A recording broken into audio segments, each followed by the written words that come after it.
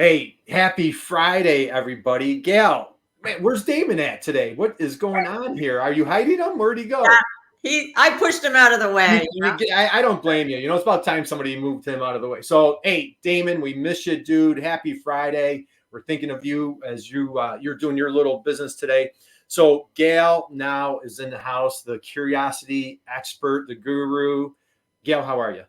I am great. I was just on a show with Inger, so I did talk nice. a bit about this show. And definitely this show today is all about how to use curiosity when we're talking about something like supply chain and logistics. So I'm excited because I think we have a lot to learn from Sarah. So and a fellow Canadian. A fellow Canadian, the Great White North. So, hey, let's just dive right in. And so, big intro. Guys, you're out there. Drop us a note. Let us know that you're there. We strongly encourage you. We invite you, welcome you to connect with our wonderful, our amazing, our incredible guests today. So, Sarah Barnes-Humphrey, happy Friday. Thank you for joining us today. How are you? Happy Friday. Thanks so much for having me. I mean, it's cool, right? I'm glad to be here with you. It's like Friday around lunchtime. People are eating their lunch, We're going to have some fun today. Thanks for having me. We're going to have some fun. So, boy, you have a deep resume. And so I won't read the entire thing, but my goodness, I think you do. Man, you are so humble. I can't take your humility. Let's go here. So let's talk supply chain. How on earth did you come up with but you know what? Before we go there, Gail, are you sitting down? Are you sitting down for this? Let me rattle off a few things about our friend Sarah. So the founder of Let's Talk Supply Chain. You're an award-winning podcaster. You're the host and founder of the Blended podcast. You have a LinkedIn learning course called Fundamentals of Sustainable Supply Chains. You're the founder of ShipZ. Am I saying that? Well, that, we might need to drop that. But okay. Well, all right. We'll drop. All right. So, but you are doing also, you've got the Blended Pledge. We've got all sorts of things that we're going to talk about today. You've built a dynamic, incredible, wonderful community. As we dig into these things, here's my first question for you today, Sarah. Sarah, are you sitting down? Are you ready? Looks like I am. And you know what? After you said all of that, I was like, wow, I've been busy. You have been busy, my friend. So it's very impressive, very inspiring what you've accomplished at such a young age. Let's go here, my friend Sarah. Well, thank you. When you were a little girl growing up, when you were a little girl growing up, who was your hero? Who was your hero as a little girl growing up that developed this amazing, incredible rock star that you are? I have no idea. I have never really thought about that. I don't even remember what happened, a month ago. Like March this year seems like it was 5 years ago. So, and that was a very long time ago when I was a little girl. Maybe like Wonder Woman, because like I grew up in the 80s. Nice. Right? Wonder Woman, great answer. You know what? I had a guess one time, and the answer was that lovely lady that's over your shoulder, Audrey Hepburn. Audrey Hepburn. So we hear all sorts of different answers. So, all right, Wonder Woman is a great answer. Gail, we've got some wonderful guests here. Hey, we've got Clive coming in from the UK. We've got some folks across the pond. We've got Paul from Dublin. Irina's here today from DC. We've got somebody visiting from Houston, and we've got Peter all the way from Nigeria. So again, guys, drop a note in the chat. Let us know that you're here. Give a big hello to Sarah. Connect with my friend Gail. Connect with Sarah on LinkedIn. Sarah, let's go here. Supply chain. I know you have a long career in logistics. As you were a little girl, and Wonder Woman was your superhero who you looked up to, and you are certainly Wonder Woman today, doing amazing things. What attracted you to logistics? What brought your passion, your interest, your expertise into the world of supply chain? Would you please share that with folks? So I kind of say that supply chain is in my blood because I remember being at the dinner table because my parents owned a logistics company and they would talk about it. And so I learned about it at a very young age. And I think even at the age of 16, I was like, I want to take over that company one day. Like that was my aspirations at 16. And to be honest with you, at the end of high school, I was like, I don't really know what I want to do. My grandfather was in the Scotland Yard. He was a detective. Oh, nice. Awesome. And I've always loved true crime. And I was like, you know what? Maybe I'll go and do that. And then I was like, I'm not very good with blood, and there's a whole thing that you need to go through to be a detective. I was like, that's probably not me. And then I was like, maybe private investigator. So I looked into some of those courses. But really, at the end of the day, I didn't really know what I wanted to go to school for. So I went into the family business instead and did all of my courses, diplomas by correspondence while I worked. So I had hands-on and then also had a little bit of the schooling experience. Well, it sounds like a couple more heroes might be there. So mom and dad were just fierce entrepreneurs. You had grandpa at Scotland Yards. I absolutely love that. A couple more friends here are popping in. John is coming in from Utah. Happy Friday, John. We've got Patrick dropping a note here from abroad. So thank you guys again. Let us know that you're out there. Gail, let's go here. You are a recovering journalist, if I have that correct. I know you are burning up with questions. I love that. Let's get that journalism flair going. What do you got for us? Well, I want to start with, I did a post today because I said, basically to the tune of something like, who thought supply chain was all that important? And I said, I didn't really understand it until I started working in manufacturing and then realized everything we touch, feel, eat, see, hear comes via some sort of supply chain. I used to hear it as some like, oh yeah, supply chain, and blew it off. Can you talk about that and maybe what's changed? Now I came into it I sort of came in manufacturing and a little bit before COVID, but when COVID hit, it really seemed to blow up. Can you maybe talk about how the topic of supply chain has changed in the last couple of years? Yeah. So I think for anybody watching, if they don't really understand what supply chain is, maybe we kind of start there, right? It's the sourcing of raw materials or product. It's the buying of the product, the making or the manufacturing of the product, the movement of the raw materials and product, distribution, warehousing, and then delivery of the product, right?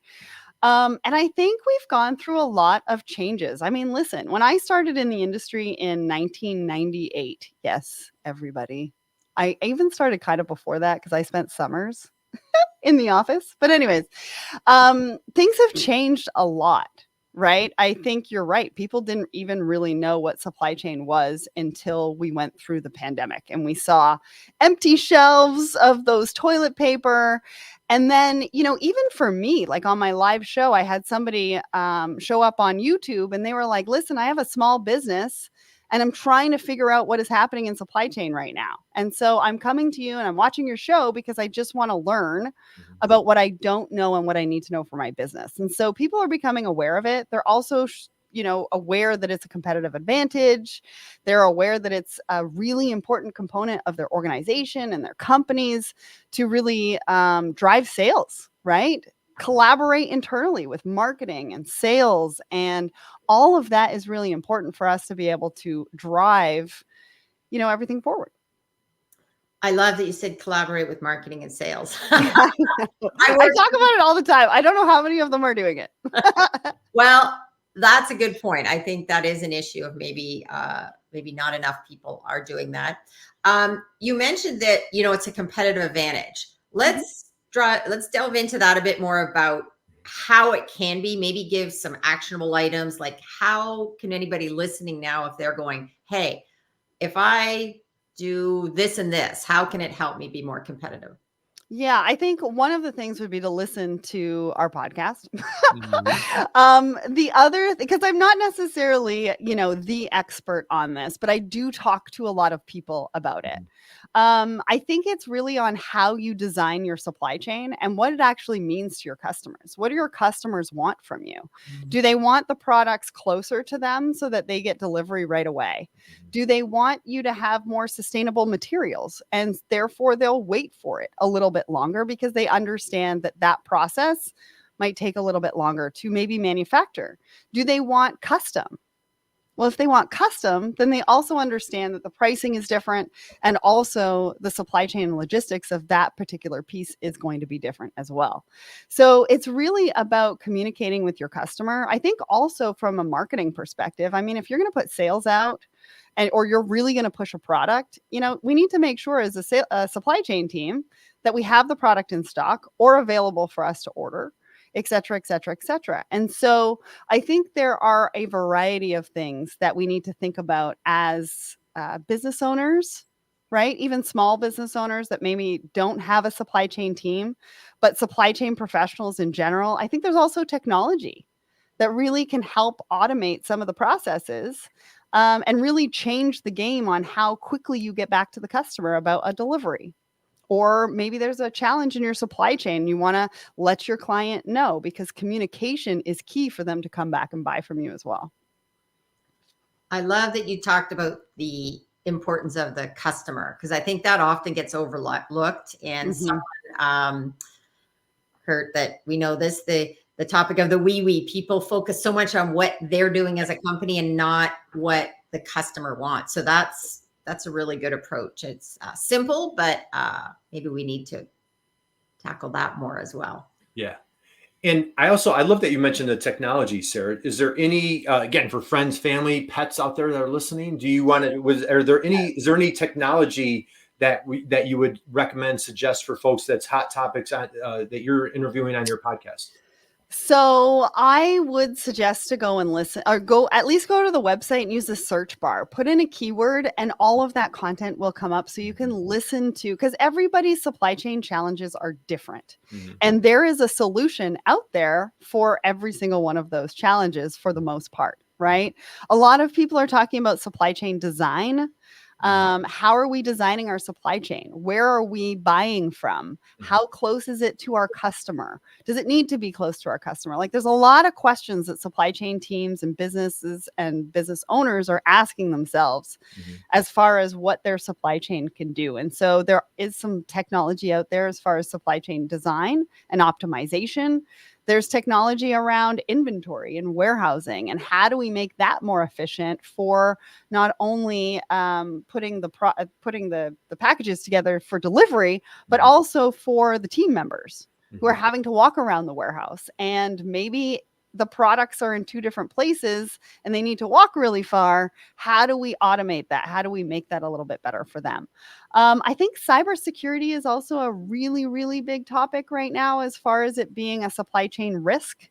Lots of people getting hit with cyber attacks right now. It's kind of a matter of when that's going to happen and how organized are you? Like, when do you bring in the FBI? What does your board need to do when you get hit with an attack? You know, what tribal knowledge do you have available so that when you do have to go manual, somebody knows how to go manual so that you can keep the business moving?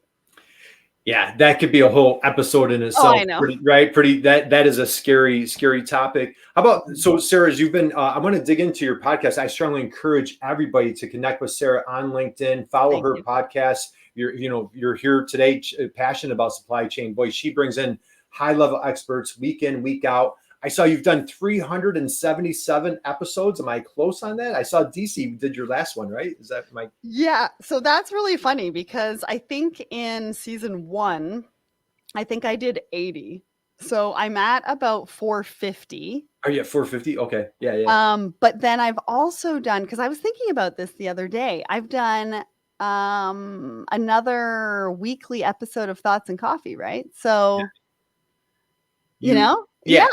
So, there's a lot of episodes. So before we went live, for the self-admitted introvert, right? Did you use the word introvert? I think she did, Gail. Didn't she use the word introvert? Introvert? I don't know. I think she is leaning more that way. Yeah. So let's go here for a second. Let's step away from supply chain for a second. I am just you've piqued my curiosity. 20 years of logistics with family business. And then you've gone all in and really just branded yourself as an authority of like bringing in other subject matter experts around supply chain. What inspired you to start your podcasting journey, starting this whole you're just a content machine, my friend. How did you start that? And then let's lead up to the big date. I have it down, right? April 16th of 2018. What inspired you to first start podcasting? And then let's talk about when you started the Let's Talk Supply Chain. Yeah. So I was director of sales and marketing for the family business. And I was like, how do we tell our brand story? I was looking at what was out there. Marketing back in 2016 was, in supply chain was okay. Some people didn't know whether they needed a website or not still at that point. Right. And so I was like, how do we do something different? And I sat down with my team and I was like, well, wait a second. If Lewis Howes can have a podcast, I don't know if anybody knows Lewis Howes, but he's got the School of Greatness. Okay. Yeah. I was like, if Lewis Howes can have a podcast, why can't Sarah Barnes-Humphrey? Yeah. And so I bought the package off Amazon, the Yep. starter kit for podcasters. And I asked a guy from my customs department to be my co-host. And tongue in cheek, we called it Two Babes Talk Supply Chain because we wanted to see how far we could push the industry. And let me tell you, those first couple of episodes, those are embarrassing, but you can still find them on YouTube. And then we just kept it going. I just sort of experimented with people who were coming on the show, what we were talking to them about. We ended up going into a studio. Companies started to pay to come on the show. And then in the fall of 2017, the family business closed its doors. I was out on my butt with no team, no co-host. I was like, I need to learn social media and graphic design and website design. Let's get this going. And then in January 2018, I started the Woman in Supply Chain series. And by April 2018, no one would come on the show called Two Babes Talk Supply Chain. And so April 16 of 2018 was literally a week after I came to that realization, and I rebranded it to Let's Talk Supply Chain. Nice. Awesome. We're in great name. Love it. Catchy. And again, since you were a logistics person, why supply chain? Where did you get the name? Can you share that? Honestly, we just brainstormed as a team to come up with the Two Babes. Yep. And then because I was rebranding within a week, I honestly didn't think too much about it. Yep. I was just like, let's talk supply chain. Let's just do it. Brilliant. Absolutely. There was not a lot of thought that went into that one. I'll tell you that. So for anybody out there that's, say, manufacturers, Gail, you are such a proponent for your clients and folks that you work with of, stop being the best kept secret and get themselves out there. Sarah, any friendly advice, suggestions for people that have been hemming and hawing about it, thinking about it, or, man, I want to put my toe in the water of creating content, podcasting, live streaming. Any thoughts, suggestions that you would have for people that are considering that path? Just do it. I think you need to be authentically you. Don't try to be anybody else because that will get exhausting and you won't want to do it. And I think you need to pick a schedule that you can be realistically consistent in. Mm-hmm. You need to show up consistently. And so if you start weekly and you're like, I can't maintain this after 3 months, that really doesn't work for anybody, mm-hmm. right? Mm-hmm. If you start off once a month, then you can go to weekly. Mm-hmm. But it's that consistency. It's that consistent pattern where people see you and you show up, you do the things that you say you're going to do. Mm-hmm. I think really, and just get started. I mean, some of my best listened to episodes, the most downloads, are the ones that don't even have the best audio. Nice. Awesome. Let's not be perfectionists here, people. Right. Absolutely. Hey, we've got a couple more comments here. So, hey, we've got friends from Dubai. We've got friends from Pakistan. And then we've got this comment here from Paul. I haven't read this yet. There are only two types of companies. So those that have been hacked and those that will be hacked. Well, isn't that interesting? As soon as this was quoted, it was out of date. Two types of companies, ones that have been hacked and will be hacked. Yeah. So so we're coming back to that. Any comments there for Paul, Sarah, Gail? Any thoughts that you guys have for that comment? Well, I'll jump in and say this because I agree with that. We just had a major thing happen in our area in the Windsor, Chatham, Sarnia area. Hospitals got hacked. And they did? I didn't hear about that. It's a big, and they decided not to pay the ransom. So now people's medical information is out, staff information is out. And I think that comment is so true that you have to keep on top of cybersecurity. It's not something one and done. And maybe you can comment on, Sarah. I think you've had people on talked about this, but it's something I think that you have to do regularly. Again, the consistency, checking in.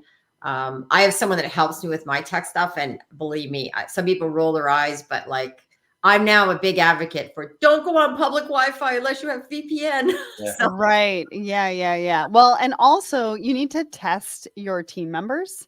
So you need to send them links to see if they'll click on them, because that is one of the easiest way for people to get through. I think the one thing that was really scary that I heard of was voice recognition. So, for example, one of the examples that's been shared with me is that the CFO gets a call from the CEO and says, I want to transfer $200,000 to this bank account. So the CFO goes ahead and does that. And then the CEO comes back to him, the real CEO, and he's like, why did you do that? Well, you told me to do that. No, I didn't. And it was actually somebody else who had impersonated the CEO, and the CFO had sent that money. Wow, that is scary. I tell you, I'm hearing scary situations with that more and more, where people are even like imitating their children's voices, and like, Yeah. I won't go there, but there's some really scary things going on. Hey, we got comments from Damon. Damon, dude, if you're there, join us, man. Hello, everyone. He had a little family thing. He's like, he loves the comment about audio, Sarah. I've always felt good conversations and content overcome the barrier. Yes, they And do. we've had a multi-billion-dollar supplier that got hacked, and one of my clients this year put them down for over a week. So yeah, nothing, not something to take lightly. So it doesn't matter if you're a solopreneur like myself, or if you're at a big company, big team. These are becoming more serious problems. Yeah. Is this a really hot topic on your podcast, Sarah? Like, are you talking about it on a regular basis, or what's that look like from a cyber standpoint? So I've had it, we've been talking about it a little bit. What I have been talking about is really the fact that it's one of the top risks in supply chain for 2023 and also for 2024. But I recently had the opportunity to go to a cybersecurity conference with the National Motor Freight Association, and that was eye-opening. You had all sorts of cybersecurity experts that were there that were outside of the industry, but really sharing what is possible, what is happening, and the solutions to really what companies and organizations should be doing. And so I learned a ton of stuff from them. I'm in touch with one of them actually for my business.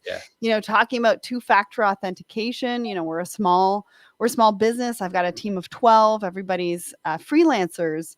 So it's like, how do you keep it secure even at that level? And then with the two-factor, so you're not spending 24 hours giving people codes all the time. Yeah. So it's very important for me as a business owner as well. Right. Okay. So let's slide here, Gail. Let's go back into supply chain. Obviously, as you mentioned, Sarah, like supply chain was just kind of like a buzzword that you didn't pay attention to until COVID hit. You went into the grocery store and on the shelves and they were empty for certain products that you're longing for.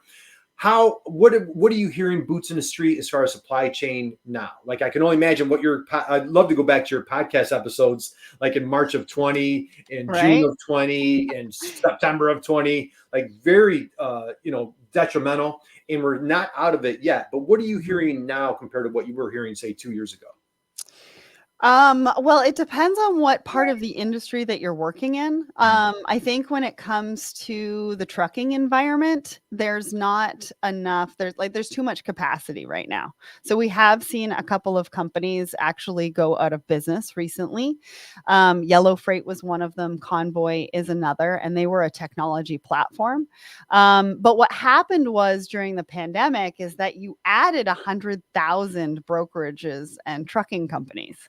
And because of all the demand, because we had so many products moving through and there wasn't enough capacity, and now we're kind of the opposite. That's what we're seeing on the trucking side. I think from a supply chain perspective, there's a lot of questions that need to be answered, right? Are we sticking to manufacturing in China? Are we looking elsewhere? Are we moving it to Mexico? Right? Mexico has been a place that a lot of people are looking to manufacture. What are our transit times? So there's lots of questions, I think, being asked.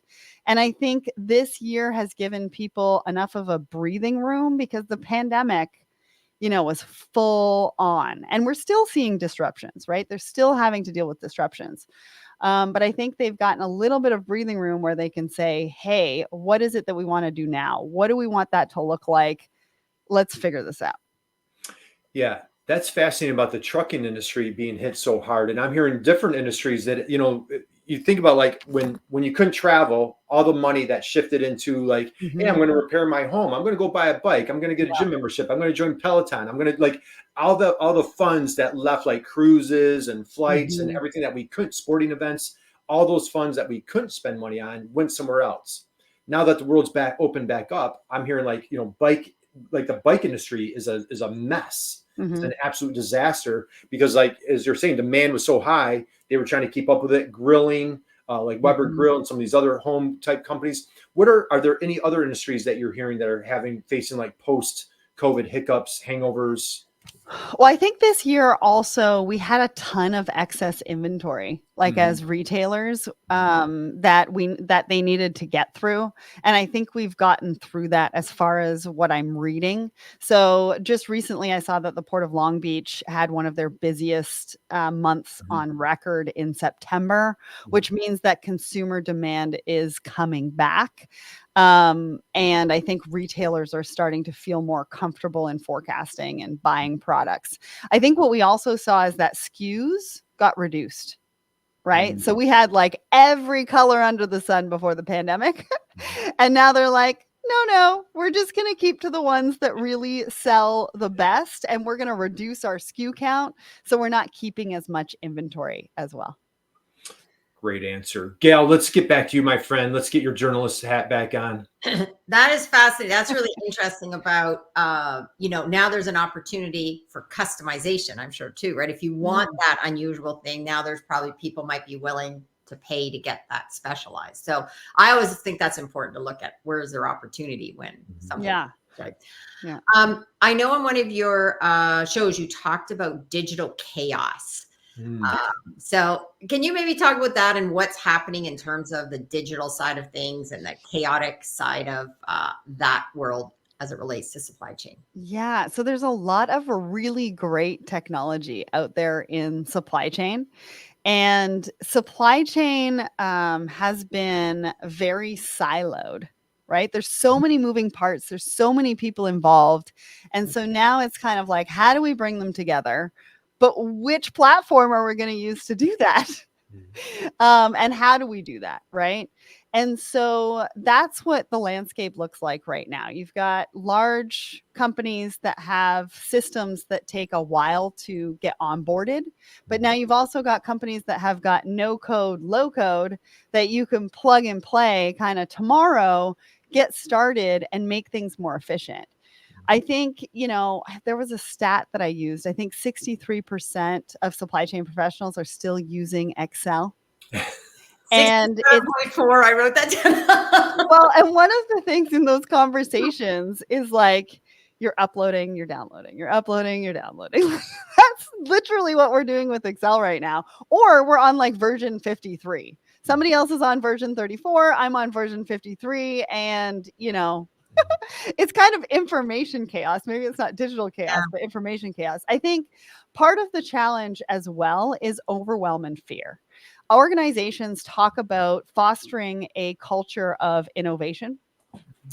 But in order to do that, we have to be able to allow the supply chain leaders, the supply chain teams to be able to have a testing environment for new technology and not let them feel like they're going to get fired if they don't bring in a larger, more well-known technology. Right. And so that's kind of the landscape of digital adoption right now. And I really think the solution to that is a testing environment. Like, let's look at what technology is out there. Let's bring them in and stress test them against the problem that we're actually trying to solve and figure out which one is right for us. And then it's also the priority of dollars, right? So you're given a certain amount of budget and it's like, okay, well, which one's the priority? Because I only have budget to bring on one for Q1, Q2 maybe, and then I got budget for Q3 to Q4, and the challenge is you probably need at least 2 or 3 of them, right? To really automate and understand. And so I think when we talk about digital chaos, there are so many things to think about, so many questions to be answered, so many discussions that need to be had, and kind of not enough time. I like what you said about priorities of budget. And someone once said it's, about time management. It's really not time management, it's priority management. So yes, that's also a big need for a discussion around what are the priorities. And that leads me into, I did have a question I wanted to tie into about the idea of collaboration, even within companies, because sometimes what seems to happen is that there's territorialism. So can you maybe give from any interviews that you've done that companies that have managed to find ways to bring more people to the table and not where they can be more open and comfortable? Yeah, I think it's been really about simplifying the language and being intentional about the communication. So, I mean, if you think about it, like supply chain, I have a supply chain dictionary. There's 107 pages full of acronyms. So if you go into a meeting with marketing, even procurement maybe, and you're using all these acronyms and you've lost everybody in the first 2 seconds, does that really foster collaboration? Absolutely not. Right? Because nobody's going to lift their hand and be like, what does that mean? I'm not entirely sure what you're talking about. Can you just like roll it back a little? Like that's just not reality. So in our respective teams and in our respective environments, going into an environment where we want to be able to collaborate with each other, we really need to be able to simplify the language and be intentional about curating that conversation. I think it's also about sitting in the uncomfortable. So when it comes to fostering innovation, when it comes to talking about technology, we have to be able to have really hard conversations in safe environments and sit in the uncomfortable to get to the solution. And I don't think we sit in the uncomfortable enough to be able to do that properly. And then I also think the other solution to that is really lending somebody from your team to the other team, like marketing, procurement, sales. Go and live with them for a week and see what their world is all about. And then have somebody come and live with the supply chain team for a week so that you can really understand what goes on, because then you can foster empathy and compassion because there's understanding. Well, I love that. Gail, let's grab a few comments here. So Irina says, yes, absolutely. We've got, hey, Whitney Houston's in the house here. Whitney, happy Friday. Damon says, I've made the mistake of testing technology in the live environment too soon in the past. Not fun. John has a comment here. Let's see what John says. Bringing digital into supply chain requires a long-term roadmap due to the integrated nature, but this is really challenging when technologies are changing so fast. Great point, my friend John. And Damon has another one. Here's one for you, Sarah. What do you think of this question? I don't think I've used a supply chain acronym in a very long time. What is the most and there's like 107 pages that I'm like scrolling through mentally. 107 pages. I'm still at the 107 pages of acronyms for supply chain. Wow. I mean, like one of the ones that is used the most, I guess, is 3PL. You know, some people don't know that means third party logistics, which is. I heard that on one of your shows. I'm so glad. Now I know what it means. I'm curious how many people know what ERP stands for, right? So it's, it's I mean, listen, there are some social, like you're on social media. I think I only just understood the if you know acronym. I mean, I'm just going to put it out there. It's shameful, but. What about FAFO? Have no idea. Stay off camera, that one. Yeah. It's a family show, Gal, right? I know, that's why. Just don't tell anybody, okay? That's right. All right. Hey, we've got another comment here coming in from Paul. While I agree there are too many acronyms, you should try SAP. I like to be the idiot in the room and say what is exactly, because acronyms cross lines of business and industry. It's, and that's the thing is like, who wants to look like the fool, right, Sarah? Like, hey, I don't know what. Okay, but let's rephrase that, because I don't think that you do necessarily look like a fool, because I think everybody else or most people in that room are probably thinking the same thing that you are. Right. So I think we need to change that mindset around who is brave enough. Right. And hey, Paul has a great acronym right there, right? RTFM. Hey, can we get that for social posts? I feel like people just breeze through social posts and then make a comment. So we need one for social posts. Read the post. Read the freaking post. So RTFP. Right. Read the darn post. So, all right. Yeah, let's keep it going. Paul. What other questions do we have here? maybe what do you see as what's coming up for the future when it comes to supply chain, and what do you see as, I guess, maybe a positive and a negative change? Is there something that you can? So I'm laughing because this is the question that I usually ask my guests. Or But I preface it with, I preface it with, can you get out your crystal ball and just, share it? Well, as you're digging into that, Sarah, were there positives or silver linings that you saw through COVID? So I don't want to distract from Gail's question, but were there silver linings or positives that you've seen in supply chain coming out of COVID? Yeah, because I think supply chains were comfortable before the pandemic.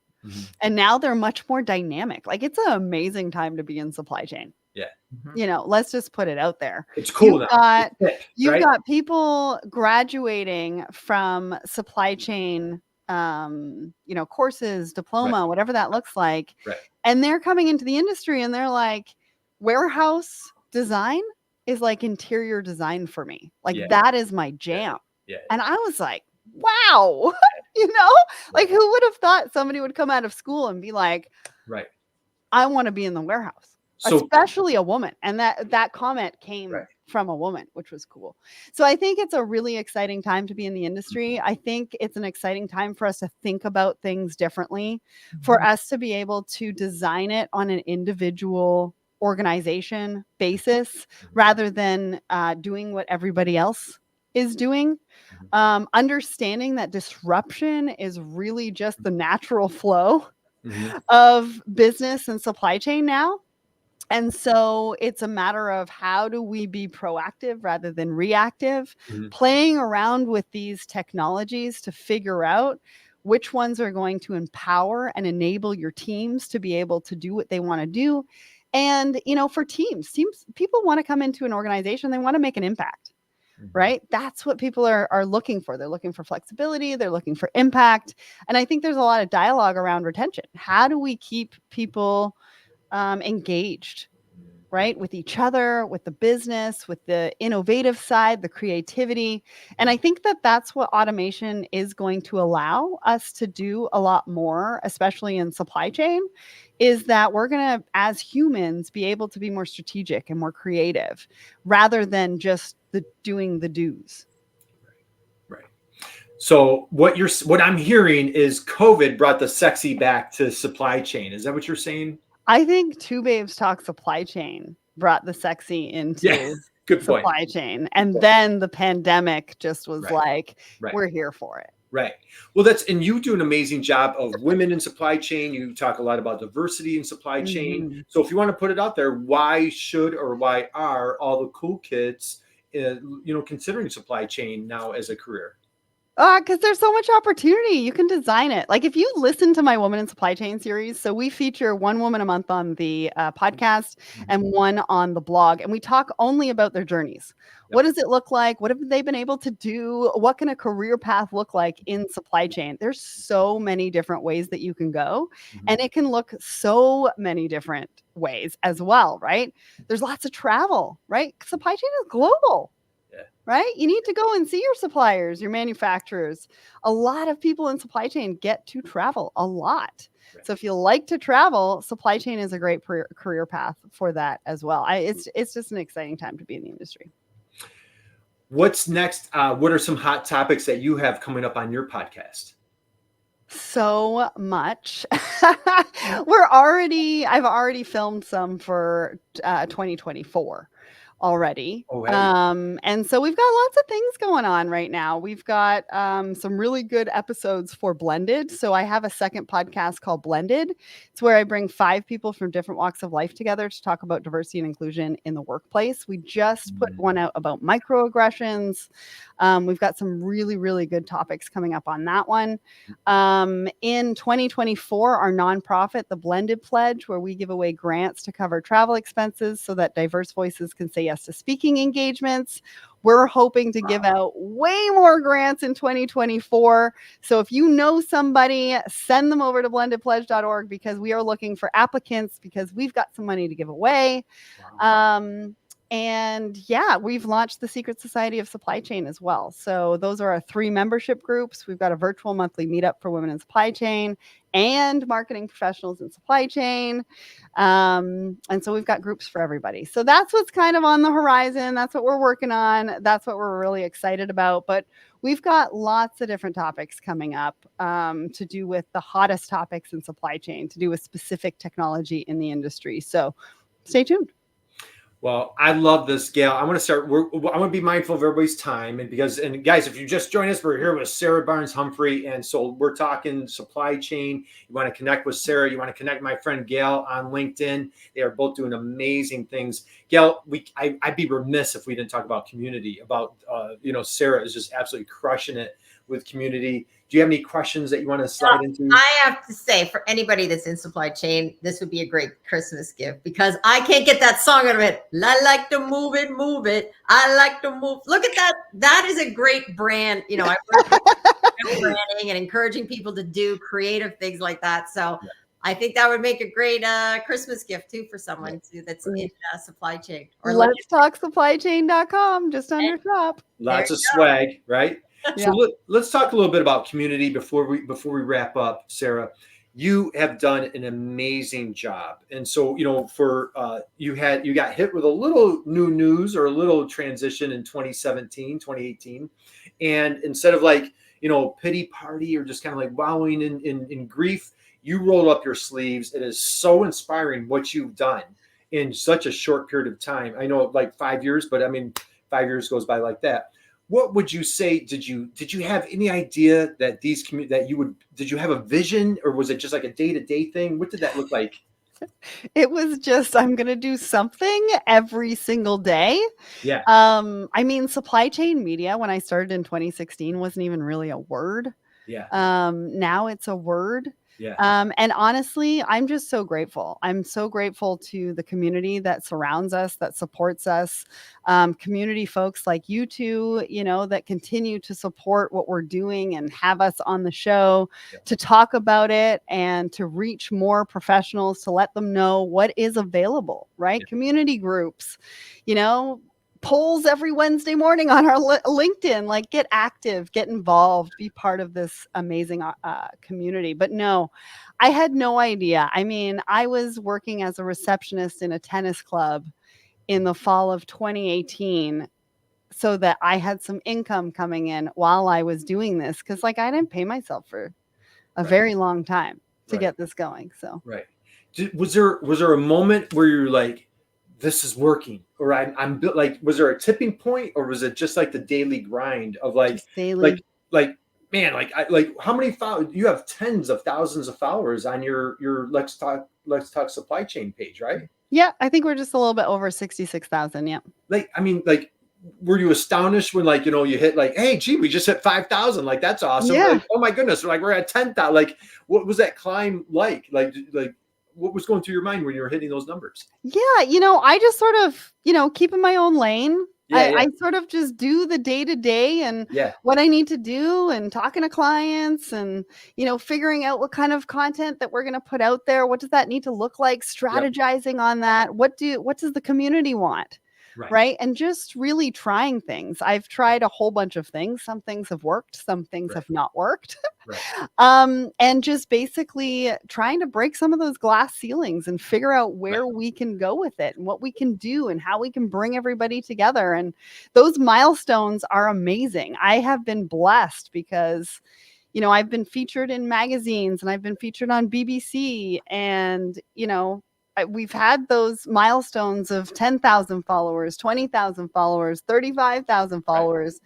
And I'm just humbled every single time at the support that we get from the community. So I just want to say thank you to everybody, including you guys, for having me on today. Well, how about this, Gail, real quick? So Patrick says, I like to move it. Nice hoodie. Let's talk supplychain.com. Whitney just says, I just read your sweatshirt, Sarah. Love it. So guys, go to let's talk supply chain, right? Let's talk supply chain. You have all sorts of swag.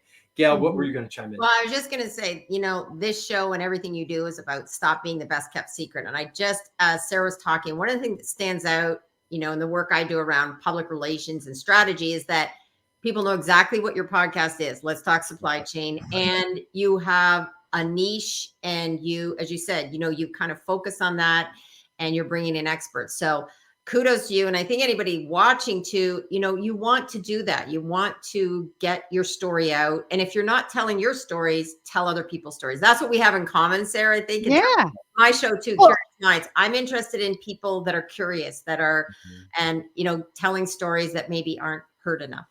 Well, and it's funny because I tell everybody this all the time. You ask me about my vision, Curt, and my vision was to create a platform to empower voices within the supply chain community.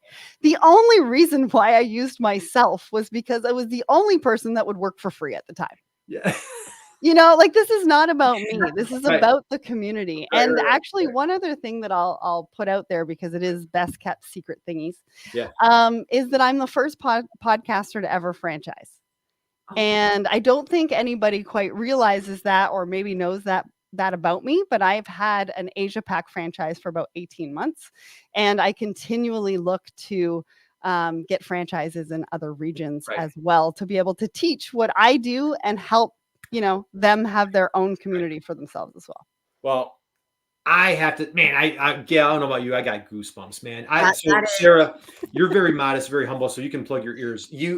My admiration for what you've done in the past 5 years is just nothing short of off the charts. You're a fierce advocate for supply chain, fierce advocate for women in supply chain, for diversity in supply chain, in, how you took, you turn, I call it, you turn those messings into blessings. You took a really difficult time, and, maybe we'll have you back on. We'll dig a little deeper if you want, but, you went through a really difficult time with a family business, and look at the lives that you're impacting. Like you have a nonprofit that you're helping people to send to speak at events. So we applaud you. We salute you. We commend you. I'm a proud girl dad, and I just, I'm telling my teenage daughter, all about you tonight at dinner. Oh, that's nice. Just, what an inspiration that you are to thousands of followers on your LinkedIn page, our community here on LinkedIn, and just being a fierce leader for supply chain. And you've definitely brought sexy back to supply chain and making it super exciting, right?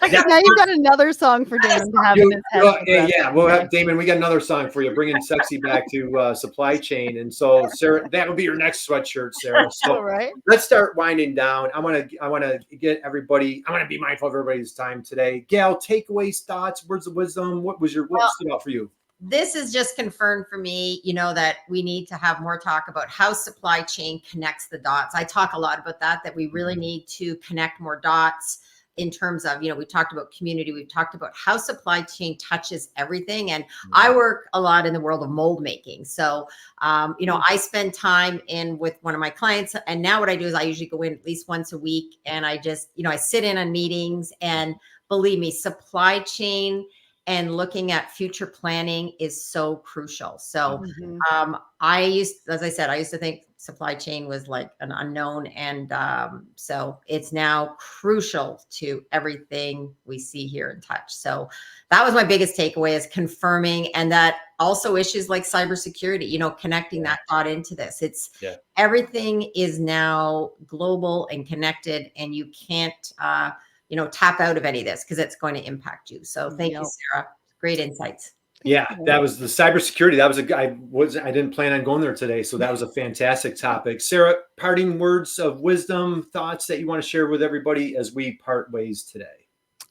Just go for it. And for the two of you, thank you so much for the amazing questions and for having me on the show.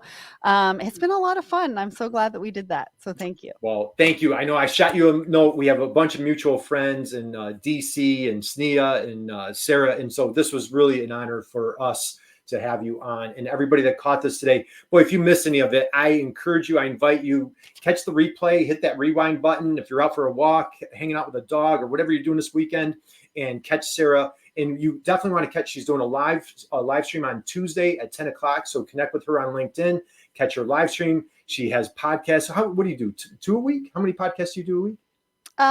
So I do about 9 podcasts and live shows a month. Okay. She is everywhere. You can't miss her. So Sarah, I'm going to ask you, hang out with us for 1 second, guys. Thank you for joining us today. Damon, we miss your brother. I wish you were on stage with us because this was a great interview. And so we just wish everybody an amazing, incredible weekend. God bless you. And just what we'd love to say is, man, go out there and just be someone's inspiration, just like our friend Sarah was our inspiration today. Just be someone's inspiration. And I had to do it. I was like, yes, my team's going to kill me. I did it too. I learned that, during COVID. I was just telling someone, I said during COVID, that's how I'd say, oh, look at me, I'm at a meeting. All right. Hey, I'm gonna close it out. Guys, hey, we'll see you Monday. We've got a great guest on Monday. So Have a great weekend. Have a good weekend.